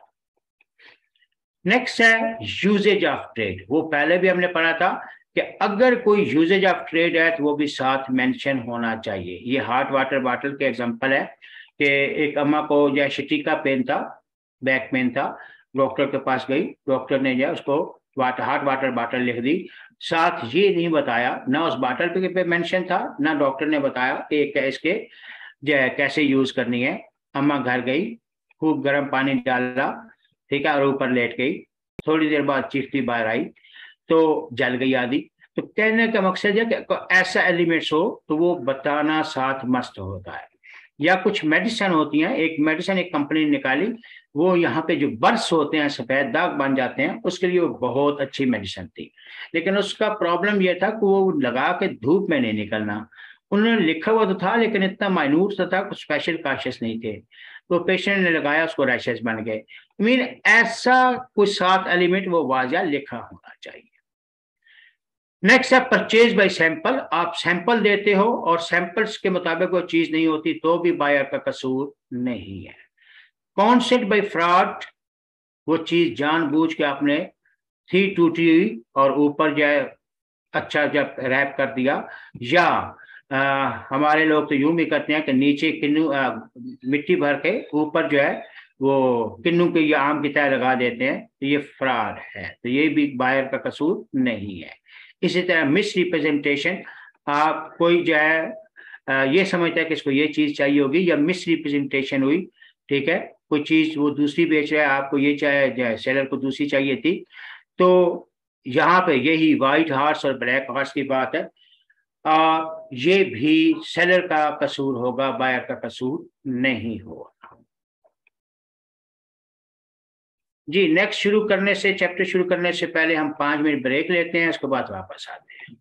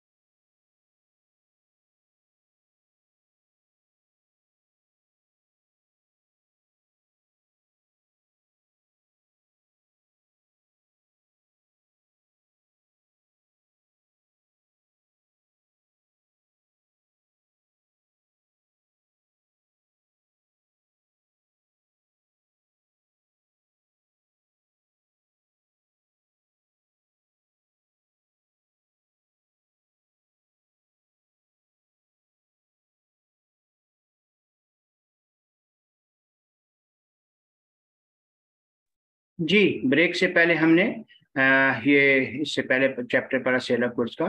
Transfer of property, transfer of property में रूल्स हैं इसके कि कैसे ट्रांसफर होगी। सबसे पहले है अनअसर्टेन गुड्स। अनअसर्टेन गुड्स में ओनरशिप ट्रांसफर नहीं होती, क्योंकि अगर जो है किसी के पास 100 मन चीनी पड़ी हुई है, आपने 10 किलो ली है, ठीक है, अलहदा कर लिया है तो असर्टेन हो जाएंगे। या बकरा आपने पसंद किया है और वो अलहदा नहीं किया तो ओनरशिप पास नहीं होगी। जो ही अलहदा करोगे ओनरशिप पास हो जाएगी। इंटेंशन ऑफ पार्टीज, वो कहते हैं जो ही आप मुझे ये गुड्स स्पेसिफिक या असर्टेन गुड्स में ओनरशिप पास हो जाती है। और वो कहते हैं जो ही मुझे आप पैसे देंगे और ये गुड्स आपको मिल जाएंगे, जो ही आपने कैश दिया ओनरशिप आपको मिल गई। गुड्स इन डिलीवरेबल स्टेट, जब कोई बताता है कि आपके गुड्स बन गए हैं, जैसे ये शूज स्पेशल बनवाते हैं या केक बनवाते हैं या कोई चीज, डिलीवरेबल स्टेट में उन्होंने बताया कि आप जो है पड़े हुए हैं आप ले जाएं तो ओनरशिप ट्रांसफर होगी। लेकिन अगर to put in deliverable state है, कभी ठीक करने हैं या पॉलिश करने हैं या पैकिंग करनी है, तो फिर ओनरशिप उस वक्त तक ट्रांसफर नहीं हुई जब तक वो जो है वो डिलीवरेबल स्टेट में नहीं आ जाती।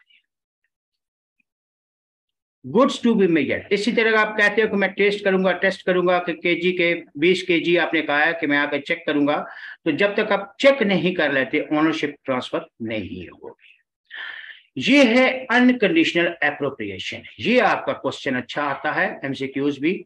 ये वो सिचुएशन होती है कि जब आपने कोई ऑर्डर दे दिया, जैसे चाय का ऑर्डर दिया और नहीं पी तो पैसे आपको देना पड़ेगा, या आपने केक का ऑर्डर दे दिया, केक जो है वो बन गया है, ये स्पेशल ऑर्डर कहलाता है। अब अगर वो केक आपके स्पेशल ऑर्डर पे बना है, बेशक वो अनसर्टेन है, आपने नहीं देखा, लेकिन वो आपके ऑर्डर पे बना है, तो अब अगर वो आप नहीं लेते तो आपको पैसे देना पड़ेंगे, ओनरशिप ट्रांसफर हो गई।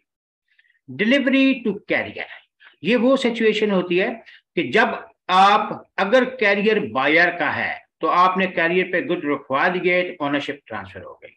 लेकिन अगर आप कैरियर आपका है, जब तक वो बायर के पास पहुंच नहीं जाता तो ओनरशिप ट्रांसफर नहीं होगी। गुड्स डिलीवर ऑन अप्रूवल, दो बातें हैं कि इन टर्म्स ऑफ सेल और रिटर्न और इन केस ऑफ सेल और रिटेन। अगर वो कहते हैं कि मैंने रख लिया, मुझे पसंद आ गया, ये सेल हो गई, और रिटर्न कर दिया फिर सेल नहीं हुई। और इसी तरह अगर वो कहते हैं कि मैंने रख लिया है तो सेल हो गई, अगर वो कहता है कि 4 दिन 5 दिन चेक करके बताऊंगा, फिर सेल नहीं हुई, ओनरशिप ट्रांसफर नहीं हुई। सेल बाय नॉन ओनर, इसको जरा ज्यादा फोकस कीजिएगा।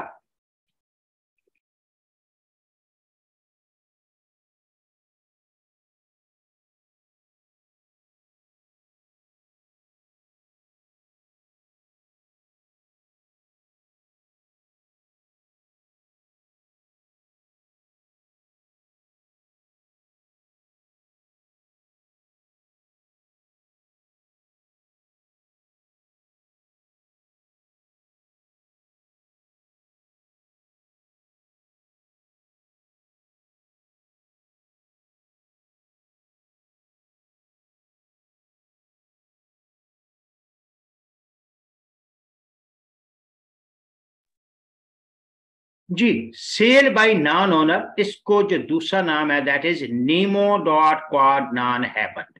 ये अगर एरो नजर आ रहा हो, nemo dat quod non habet, इसका मतलब ये होता है सेल बाय नॉन ओनर कि असूलन सेल कौन करेगा तो वैलिड होगी मालिक खुद। लेकिन वो सिचुएशन जहां पे मालिक ने सेल नहीं भी की, किसी दूसरे पर्सन ने की है, तो भी वो वैलिड कंसिडर होगी।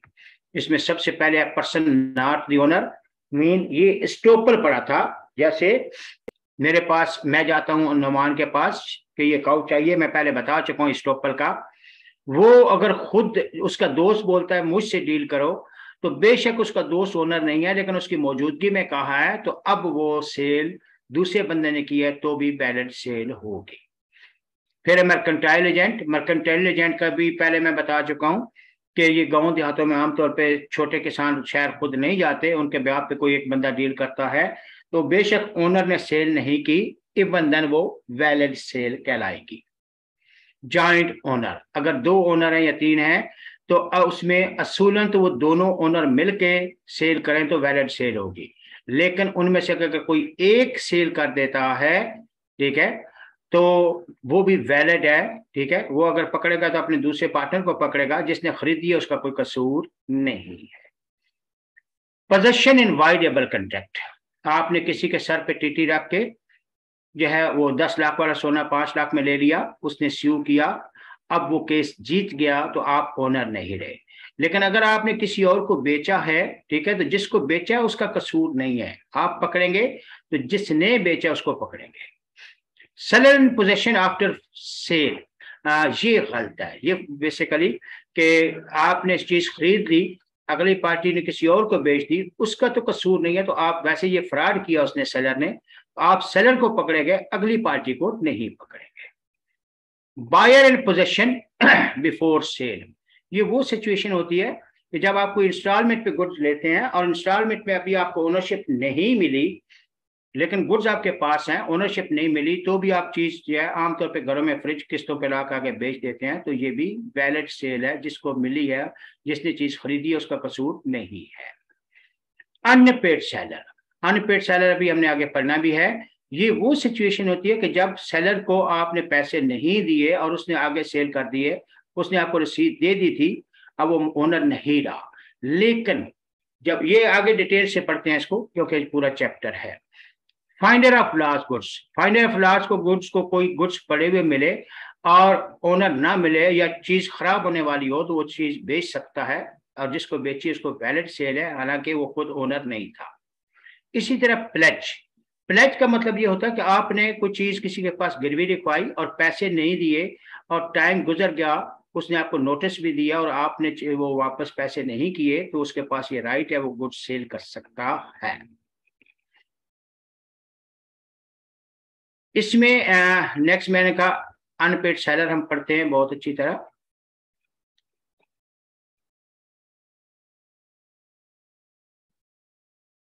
इसके बाद आएगा performance of contract of sale. Performance कैसे होगी?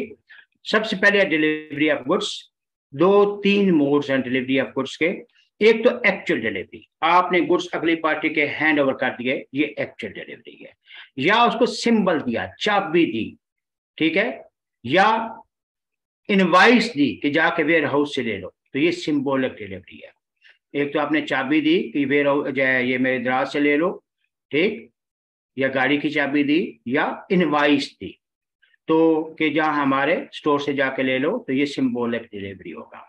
कंस्ट्रक्टिव डिलीवरी ये होता है कि जब आप किसी ये ट्रक वगैरह वाले को या सुजुकी वालों को देते हो या किसी के पास रखवाते हो जहां पे वो जाके ले सकता है, तो ये कंस्ट्रक्टिव डिलीवरी कहलाती है। मोस्टली जब आप किसी सुजुकी वाले को दिखाते हो या वहीं पे दूसरे पर्सन के पास, उसी के पास भी लिखवा सकते हो कि मैं बाद में ले जाऊंगा, वो खुद, तो वो कंस्ट्रक्टिव डिलीवरी में चले जाती है। Rules of delivery of goods, duty of seller and buyer, ये सिंपल है कि ड्यूटी है सेलर की वो डिलीवर करे और बायर की ड्यूटी है एक्सेप्ट करे, और इसी तरह जब गुड्स एक्सेप्ट किए तो उसको पेमेंट करे, ये सिंपल है। मोड्स ऑफ डिलीवरी हम ऊपर पढ़ चुके हैं, एक्चुअल, कंस्ट्रक्टिव और symbolic. Effect of part delivery, जब आपका कॉन्ट्रैक्ट हुआ है 100 गट्टे लाने का या 1000 गट्टे लाने का, पहली बात है कि वो पूरी डिलीवरी लाए, लेकिन वो सिचुएशन कि वो पूरी इतनी कंस्ट्रक्शन नहीं सामान इकट्ठा नहीं आ सकता, तो उसने अगर एक 100 गट्टा ला रहा है तो आपको एक्सेप्ट करना होगा as a part of whole delivery, और अगर वो बाकी नहीं लाता तो आप कॉन्ट्रैक्ट कैंसिल कर सकते हैं।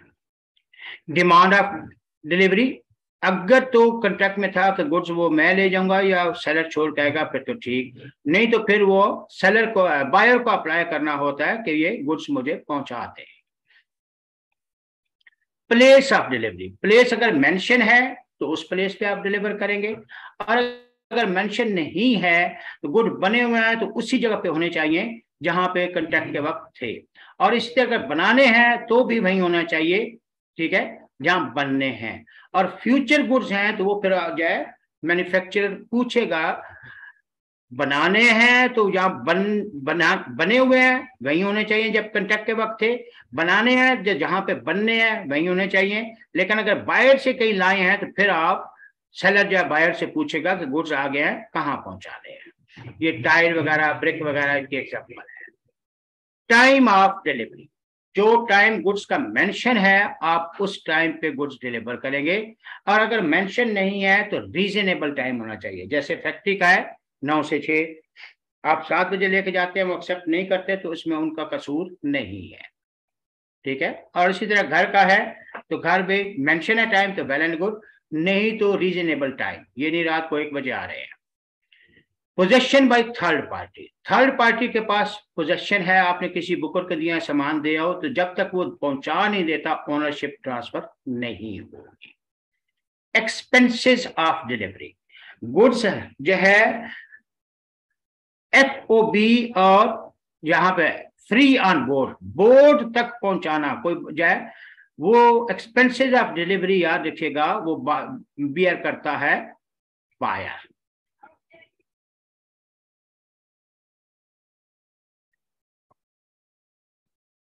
का CIF इसको FOB फ्री ऑन बोर्ड ये सेलर की ड्यूटी होती है, और आगे किराया वगैरह सारा जो है वो बायर का होता है।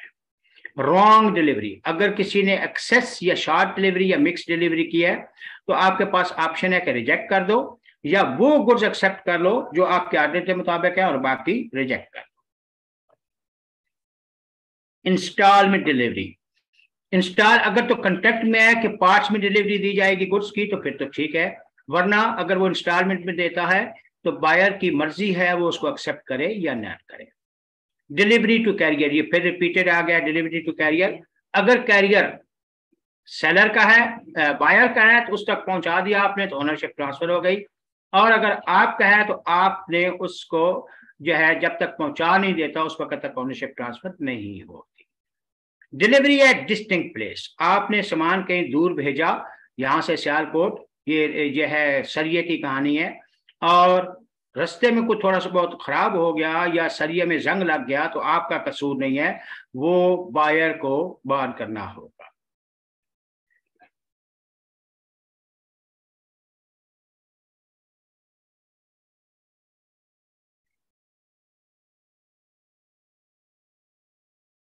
इसमें 2 चीजें हैं, अगर सेलर अपने रिस्क पे पहुंचा के आता है तो चीज खराब होती है तो सेलर की जिम्मेदारी है, और अगर जो है वो बायर का जब वो ले गया है तो वो रास्ते में खराब होता है फिर वो बायर बर्दाश्त करेगा। एग्जामिनिंग दी गुड्स, ये सिंपल है कि आप जो है उसको मौका दें, वो चेक कर सके वो सही गुड्स हैं या नहीं। एक्सेप्टेंस ऑफ डिलीवरी, किन तरीकों से पता चलेगा कि आपके गुड्स एक्सेप्ट हो गए हैं, कि एक तो सेलर ने एक्सेप्ट कर दिया, इन्फॉर्म कर लिया कि जी मिल गए, या उसने उसको एक्ट यानी खाना या यूज करना या बेचना शुरू कर दिया, या रीजनेबल टाइम गुजर गया और उसने रिप्लाई नहीं किया, तो भी ये 3 चीजें एक्सेप्टेंस ऑफ डिलीवरी में जाएंगी। रिजेक्शन ऑफ गुड्स, अगर उसने गुड्स रिजेक्ट कर दिया है तो उसका काम है वो सेलर को इन्फॉर्म करे, अगर उसने इन्फॉर्म नहीं किया, गुड्स खराब हो गए, तो ये बायर को पैसे देना पड़ेंगे। रिफ्यूजल टू टेक डिलीवरी, अगर सेलर डिलीवरी है रिफ्यूज कर देता है, वो गुड्स नहीं लेता, ठीक है, तो जो नुकसान आने जाने का या चीज वो बेचने का नुकसान हुआ है वो सेलर बायर से क्लेम कर सकता है। राइट्स ऑफ बायर सिंपल है कि उसका काम है डिलीवरी ले, और अगर गुड उसकी मर्जी की नहीं है तो रिजेक्ट कर दे, और रिजेक्ट करने के बाद या उसने गुड्स रखवाए हैं तो उसको ये मोस्टली जब शिप पे सामान रखवाते हैं तो उसको बताए कि मैंने सामान पहुंचा दिया, अपनी इंश्योरेंस करवा लें। राइट टू एग्जामिन, उसको मौका दे कि वो चेक कर सके। Right to sue for damages, अगर जो है सेलर ने रिफ्यूज किया है तो वो डैमेजेस के लिए क्लेम कर सकता है, ठीक है। और प्राइस जो है अगर दी है तो प्राइस पे भी स्यू कर सकता है, और अगर उस पर इंटरेस्ट है तो वो भी कर सकता है। अच्छा, right to sue for performance, अगर उसने गुड डिलीवर नहीं किए तो स्पेसिफिक परफॉर्मेंस के लिए स्यू कर सकता है। Right to sue for breach of warranty, warranty अगर 3 साल की थी 2 साल में खराब हो गई तो उसके लिए भी स्यू कर सकता है या उसको क्लेम कर सकता है। राइट टू कैंसिल कंट्रैक्ट, अगर उसकी मर्जी के हिसाब नहीं है चीजें तो कंट्रैक्ट कैंसिल कर सकता है। Right to sue for interest, पैसे अगर उसने नहीं दिए या डिले किया है और उस पर अमाउंट ज्यादा थी तो इंटरेस्ट भी इश्यू किया जा सकता है। ड्यूटीज ऑफ बायर सेम है, ऊपर वाली जो राइट उसका, ये ड्यूटी गुड्स का के वो सेलर की सारी ड्यूटी है, गुड्स डिलीवरी अप्लाई करे, उसको हैंड ओवर करे, ये सारी चीजें उसमें सिंपल आती हैं, जो उसकी सेलर की बायर के राइट से ये ड्यूटी बन जाती है सेलर की। ये चीज बहुत अच्छी है, राइट्स ऑफ अनपेड सेलर। पहले तो ये देखें कि अनपेड सेलर है कौन। अनपेड सेलर 4 कंडीशन में आता है कि उसने गुड्स कैश पे दिए और कैश नहीं मिला, या क्रेडिट पे दिए, क्रेडिट खत्म हो गया, या चेक दिए, चेक डिसऑनर हो गया, या आधे पैसे मिले हैं और आधे रहते हैं। ठीक है, तो ये सारी कंडीशन में वो अनपेड सेलर कहलाएगा।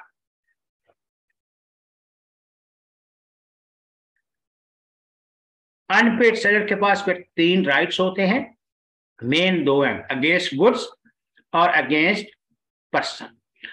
अगेंस्ट गुड्स फिर उसमें सबसे पहला राइट है right of lean.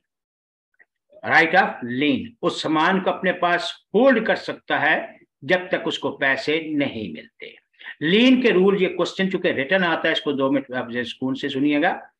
It can be exercise when the goods are in possession of seller as agent या बेली, यानी गुड्स आपके पास हैं तो आप लीन कर सकते हैं। It can be exercise even the document of title has been delivered, बेशक आपने डॉक्यूमेंट जो है दे दिए तब भी आप गुड्स रोक सकते हो जब तक पैसे नहीं मिलते। It can be excise for price not for expenses, आप पैसे रहते हैं उसके लिए लीन कर सकते हो, एक्सपेंसेस के लिए नहीं। If seller deliver some goods to buyer he can exercise his right on lien of remainder, कुछ सामान दे दिया जो कुछ बचा हुआ उस पर भी कर सकते हो। अच्छा हाँ, अगर सेलर ने जो है सर्कमस्टांसेस शो किए कि वो लीन नहीं करेगा, फिर वो लीन नहीं कर सकता। छठा पॉइंट अहम है कि ही can excise lean right of lean even though he has obtained the decree for the price of goods. दोनों को कोई डिस्प्यूट हुआ था, कोर्ट में केस गया, कोर्ट ने सेलर के हक में फैसला दे दिया, ठीक है, फिर भी वो लीन कर सकता है गुड्स को, उसको जब तक पैसे ना मिले, क्योंकि अगर फिर पैसे नहीं देता तो दोबारा फिर उसको कोर्ट ना जाना पड़ेगा। ये थे राइट। किन सूरतों में आप जो है लीन नहीं कर सकते कि बायर जो है वो सामान ले गया या उसका एजेंट ले गया, ठीक है, लॉफुली गुड ले लिए, या उसने राइट वेव कर दिया था सेलर ने कि मैं नहीं करूंगा लीन, कभी वो लीन नहीं कर सकता, या एक दफा गुड उसके पास पहुंच गए, किसी मखसूस पर्पज के लिए दोबारा दिए हैं तो भी अब वो लीन नहीं कर सकता जब आपने राइट छोड़ दिया, या बायर ने फर्दर आगे सेल कर दिए तो भी आप लीन नहीं कर सकते। 4-5 कंडीशन है जहां पे आप लीन नहीं कर सकते।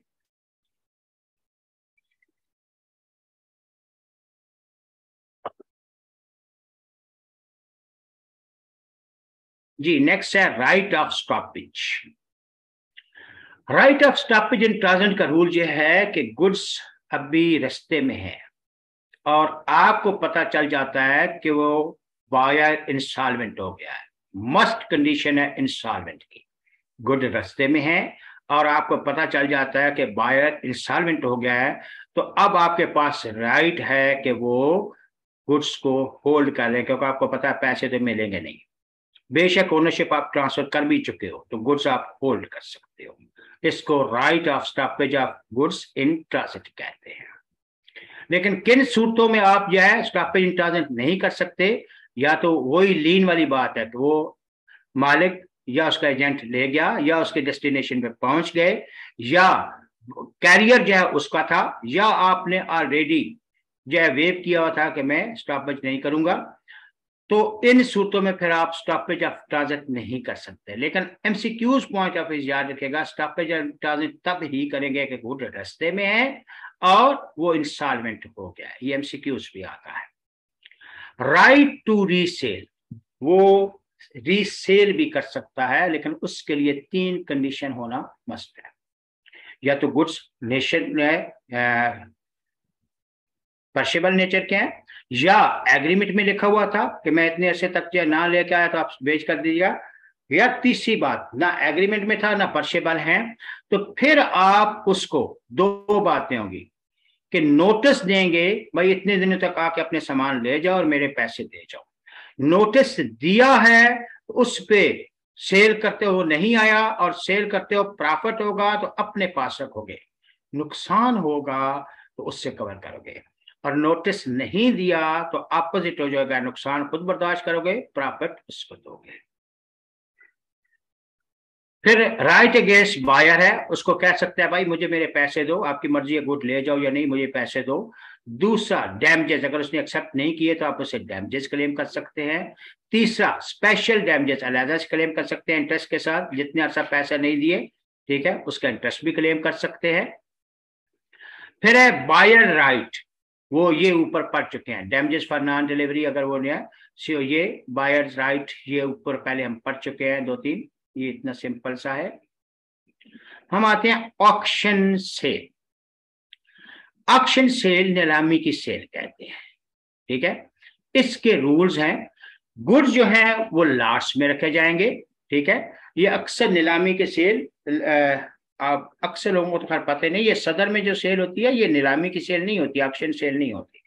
ऑक्शन सेल वो होती है कि जब गुड्स आपके लिए यूजलेस हो गए हैं या लेस बेनिफिशियल हो गए हैं, जैसे शायद अफरीदी है, बहुत सारे बैट इकट्ठे हो गए हैं, गेंद भी अब वो बेचना चाहता है, या कोई अदाकारा है, बहुत से ड्रेस इकट्ठे हो गए हैं, हर फिल्म ड्रामे का अलग ड्रेस है, अब वो उसको फिट नहीं आ रहे, तो वो सिचुएशन में आप ये जो आप गाड़ी या गवर्नमेंट के जाए ये ऑक्शन बाई लॉ है, और जो सदर में होती है वो सिर्फ सेल है, वो कहते हैं नीलामी की सेल, वो नहीं होती।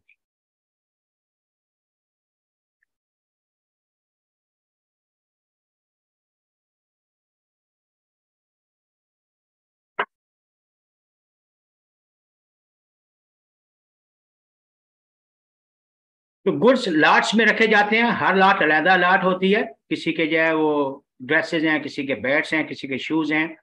कंप्लीशन ऑफ सेल, जब हैमर फॉल करेगा या 1 2 3 या गोइंग गोइंग 3 दफा कहते हैं, तो उस पर कंप्लीशन होगी सेल की।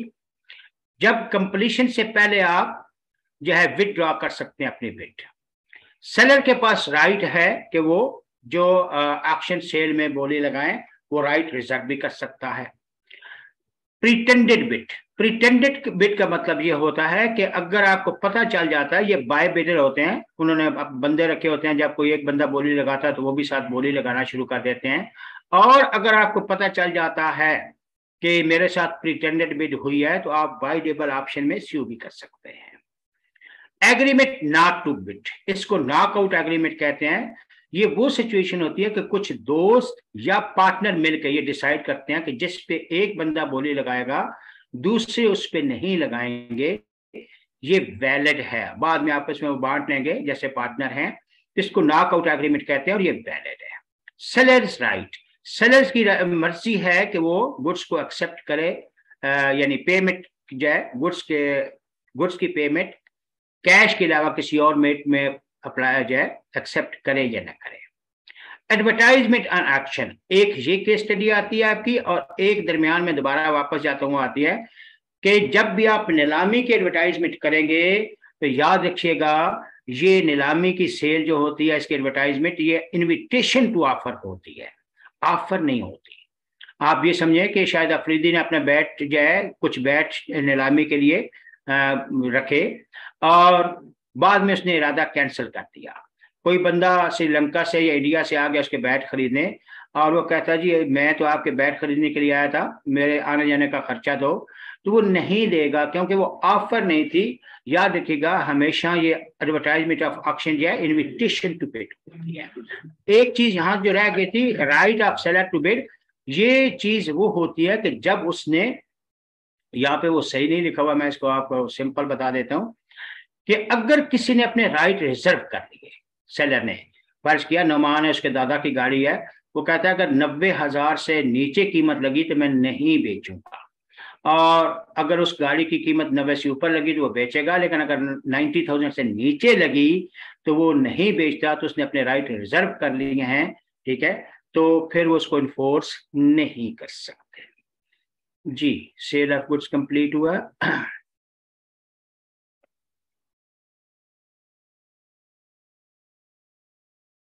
Negotiable instrument. Negotiable instrument act 1881,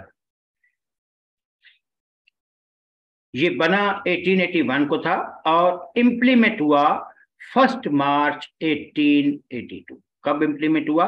1 मार्च 1882। एमसीक्यूज भी आता है। Negotiable means transferable by delivery. अच्छा, ये पहले समझा दूं कि ये होता क्या है। नेगोशिएबल इंस्ट्रूमेंट का मतलब ये होता है कि आप कोई चीज खरीदना चाहते हैं, भाव ताव के बाद फाइनल कर लिया, लेकिन आपके पास पेमेंट नहीं है, पैसे नहीं है।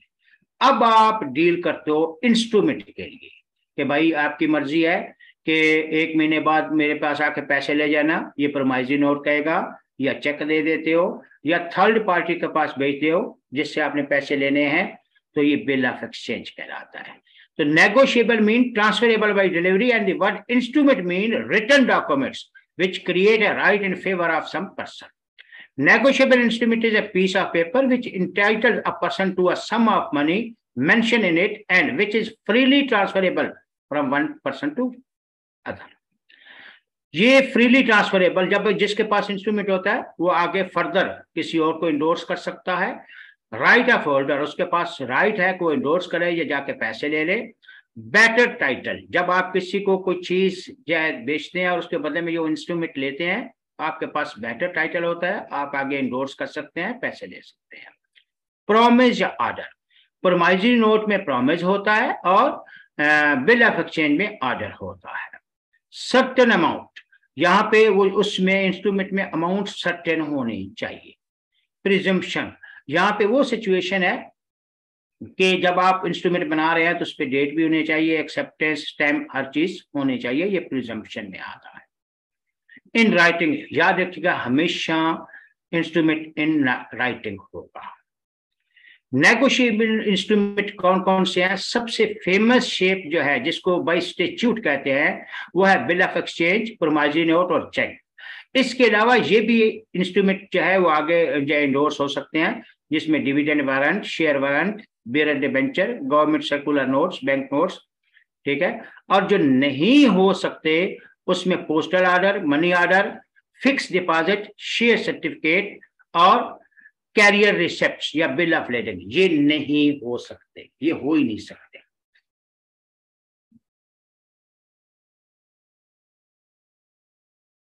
जी, आपके 3 एम हैं जिनको आपने पढ़ना है। सबसे जो है वो 3 याद रखेगा जिसको बाय स्टैट्यूट कहते हैं। उसमें एक है प्रोमाइजरी नोट, दूसरा है बिल ऑफ एक्सचेंज और तीसरा है चेक। प्रोमाइजरी नोट सिंपल वर्ड्स में, जब आप किसी से कुछ चीज लेते हो उसको लिख के देते हो, प्रॉमिस करते हो कि भाई खुद आओ या किसी को भेज दो तो मैं ये पैसे दे दूंगा, ये प्रोमाइजरी नोट है। 3 months after date, I promise to pay to Mr. Muhammad Aslam या order of sum of rupees 5,000 for value received, ये प्रोमाइजरी नोट है। इसके कैरेक्टरिस्टिक्स क्या है, एसेंशियल क्या है? राइटिंग में होना चाहिए, हमेशा मस्ट है। राइटिंग में नहीं होगा तो प्रोमाइजरी नोट नहीं कहलाएगा। या अगर राइटिंग में भी है तो इस तरह चाहिए, आई प्रॉमिस टू पे RS और ऑर्डर RS 500, ये वैलिड है। I acknowledge myself to be indebted to be in RS 1000 to be paid on demand for value received, ये भी वैलिड है। Promise to pay, promise पक्का होना चाहिए, ये नहीं I am liable to pay, liable होना आगे endorse नहीं हो सकता, ये वैलिड नहीं है। I have taken from B RS 5000 and I am accountable to him for same, ये भी वैलिड नहीं। Mr. X IOU, मैंने आपसे इतने उधार लिया हुआ है, ये भी वैलिड नहीं है। अनकंडीशनल, जब आप इंस्ट्रूमेंट बनाएंगे तो उसमें कोई कंडीशन नहीं रखेंगे। आप कहते हैं आई promise to pay RS 500 7 days after my marriage with C। General life में तो ऐसा होता है, लेकिन लॉ के तहत वो कहते हैं पता नहीं शादी होगी या नहीं, तो इसलिए याद रखिएगा ये MCQs भी आता है, ये वैलिड नहीं है। या वो कहता है I will pay RS 7000 as soon as I can, पता नहीं कब, या मैं 500 दूंगा on these date provided he leave me enough money to pay, अगर उसने मेरे लिए पैसा छोड़ा तो, पता नहीं वो पैसा छोड़ेगा या नहीं। हाँ, यहाँ 1 पे वापस आइएगा। आई प्रॉमिस टू पे RS500 7 days after my marriage with C, ये वैलिड नहीं है। लेकिन अगर लिखा होता 7 days after death of my father, फिर वैलिड होता, क्योंकि लॉ के तहत शादी पता नहीं होगी या नहीं होगी, लेकिन डेथ लाजमी होगी। साइंड बाई मेकर, याद रखिएगा हमेशा जो प्रोमाइजरी नोट बनाएगा उसका सिग्नेचर मस्ट है, उसके सिग्नेचर मस्ट है।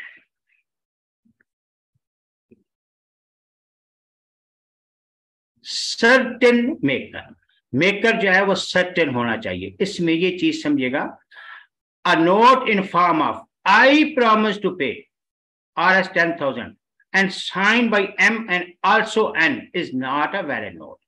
प्रॉमिस कौन कर रहा है? आई प्रॉमिस टू पे, ठीक है, जिसने आई ने जो है प्रॉमिस किया है लेकिन साइन M और N ने किया है, तो जिसने प्रॉमिस किया उसने तो साइन ही नहीं किए। दूसरा, a note in form of I comma X promise to pay to G RS 500 and sign by X and also Y. अब यहां पे कीजिएगा, ये आपका वहां पे MCQs भी आता है। यहां प्रॉमिस कौन कर रहा है? आई, ठीक है, और साइन बाई एक्स और आल्सो वाई, आई कॉमा एक्स, तो ऊपर प्रॉमिस में एक्स का है, नीचे साइन में भी एक्स है, एक्स के अगेंस्ट वैलिड है। आई ने प्रॉमिस किया, नीचे साइन आई के नहीं है, वाई के है, तो वाई और आई के अगेंस्ट वैलिड नहीं होगा। क्लियर? सर्टेन पे, जो पे है वो सर्टेन होना चाहिए, ठीक है, उसका नाम होना चाहिए। हाँ, अगर आप मैनेजर ऑफ बैंक या प्रिंसिपल ऑफ कॉलेज लिख देते हो तो वो उसका ओहदा है, तो वो भी वैलिड होगा। ये भी अक्सर MCQs आता है। नेक्स्ट है सर्टेन सम, अमाउंट सर्टेन होनी चाहिए, ठीक है, अमाउंट सर्टेन नहीं होगी तो फिर इश्यू होगा, वो वैलिड नहीं होगा। पाकिस्तानी करेंसी, करेंसी पाकिस्तानी होनी चाहिए। अदर फॉर्मेलिटीज, अदर फॉर्मेलिटीज में place should be mention where it is made, कहां बनाया गया वो प्लेस मेंशन करोगे। The date should be mention on which it is made, जिस दिन बनाया गया वो डेट भी मेंशन होनी चाहिए। Promise to may must be for lawful consideration, lawful consideration के लिए जो आप वो प्रॉमिसरी नोट इशू करेंगे या जो भी instrument, it must be properly stamped under the stamp act, stamp act के तहत वो स्टैम्प होना चाहिए। It is necessary to cancel all stamp affix on it, अगर पहले कुछ स्टैम्प लगे हुए हैं तो उनको आप कैंसिल करेंगे। Important points, a note payable only to a particular person is valid even though it is not negotiable instrument as it restricts transferability। अगर किसी एक पर्सन का नाम लिख दिया कि ये अगर फर्दर जाए इंडोर्स नहीं करेगा तो वो इंस्ट्रूमेंट अभी वैलिड है, फर्दर बेशक नेगोशिएट नहीं हो सकता। A promissory note cannot be made originally payable to bearer, ठीक है, स्टेट बैंक प्रोहिबिट करता है। पेएबल टू बेरर का मतलब है जिसके हाथ में होगा। अब ये प्रॉब्लम ये है, ये आगे चल कर भी आपका काफी दफा वास्ता पड़ेगा, जिसके हाथ में है, तो मीन आपने कहा है कि जिसके हाथ में का मैं उसको पैसे दे दूंगा, तो कोई चोरी करके भी लेके जा सकता है। It can be done payable to order originally, यानी वो पेएबल टू ऑर्डर कि जिसका नाम लिखोगे और उसके फिर आप साइन भी देंगे। On endorsement in blank it become payable to bearer और payable to bearer demand subsequently, बाद में जब आप इंडोर्स करेंगे, ये इंडोर्समेंट आगे पढ़ते हैं फिर आपको क्लियर हो जाएगा, तो फिर ठीक है। अब बैंक नोट या currency note is not pro note as it is money itself, bank note या करेंसी नोट प्रोमाइजरी नोट नहीं होता। फिर है bill of exchange, bill of exchange भी सेम है, सवाए ये कि प्रोमाइजरी नोट में आप खुद प्रॉमिस करते हैं, लेकिन बिल ऑफ एक्सचेंज में थर्ड पार्टी को ऑर्डर करते हैं, जो आपका क्रेडिट डेटर है, जिसने आपके पैसे देने हैं। 3 months after date pay to C और order the sum of RS 6,000 only for value receive, ये बिल ऑफ एक्सचेंज है, थर्ड पार्टी को आप ऑर्डर कर रहे हैं। ये भी सेम है, राइटिंग में होना चाहिए। ठीक है, राइटिंग के बगैर ये इंडोर्स नहीं हो सकता। अनकंडीशनल होना चाहिए, कोई कंडीशन नहीं रखेंगे। सारी बातें जो है वो उस वाली है, प्रोमाइजरी नोट वाली मोस्टली। वहां पे साइन बाय मेकर था, यहाँ पे साइन बाय ड्रॉयर है, क्योंकि यहाँ पे तीन पार्टी थी, ड्रॉयर ड्राई पे, तो इसलिए यहाँ पे बिल ऑफ एक्सचेंज में ड्रॉयर कहेंगे, प्रोमाइजरी नोट में मेकर कहेंगे। सर्टन ड्रॉई, ड्रॉई सर्टन होना चाहिए, बाकायदा नाम उसका मेंशन होना चाहिए। सर्टन पेई, पेई भी सर्टन होना चाहिए। ठीक है, या मैंने कहा था कि प्रिंसिपल वगैरह लिख देते हो तो वो भी ठीक है। सर्टेन सम, अमाउंट सर्टेन होनी चाहिए। पाकिस्तानी करेंसी होनी चाहिए। Other formalities, other formalities like date, place, attestation, consideration, एसी, यूजली वहां पे मेंशन होने चाहिए। Important point, a bill of exchange directing to pay only a particular person is valid, although it is not negotiable instrument। वही ऊपर वाली बात, प्रोमाइजरी note वाली सारी बातें वही जो यहाँ रिपीटेड है, हम इनमें डिफरेंस में आ जाते हैं। प्रोमाइजरी नोट नंबर ऑफ पार्टीज दो होती है, मेकर पे। बिल ऑफ एक्सचेंज में तीन होते हैं, ड्रॉयर, ड्राई और पे। जैसे आप यूं समझ लें कि जैसे चेक है, आपने चेक जो है पापा ने दिया है, पापा ड्रॉयर हैं, बैंक ड्रॉई है और आप पे ही हैं, तीन पार्टीज होती है। या मैंने नमान का कहा कि अशरफ से जाके पैसे ले लो, मैं ड्रॉयर हूं, ठीक है, नमान पे है, अशरफ ड्रॉई है। मेकर एंड पे, पी नोट में मेकर और पे सेम पर्सन नहीं हो सकते, लेकिन बिल ऑफ एक्सचेंज या चेक में सेम पर्सन हो सकते हैं। वजह यह है कि बिल ऑफ एक्सचेंज पर्सन पे भी ड्रा होता है, बैंक पे भी ड्रा होता है। तो जब आपने चेक खुद ही काटा और खुद ही बैंक चले गए, आप ड्रायर भी हो, पेई भी हो।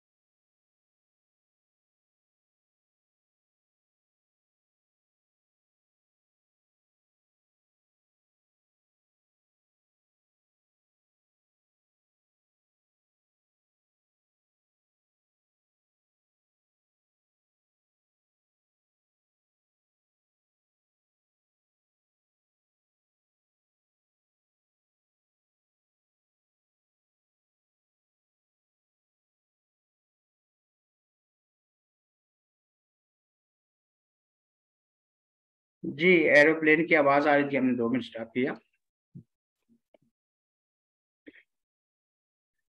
जी, हम इनके डिफरेंस देख रहे थे। प्रोमिस एंड ऑर्डर, प्रोमाइजरी नोट हमेशा प्रॉमिस होता है कि मेरे पास 1 महीने बाद आके लेना, लेकिन बिल ऑफ एक्सचेंज जो है वो ऑर्डर होता है। आप उसको बेचते हो कि जाओ अशरफ से जाके पैसे ले लो, तो उसको ऑर्डर करते हो क्योंकि वो आपका डेटर होता है।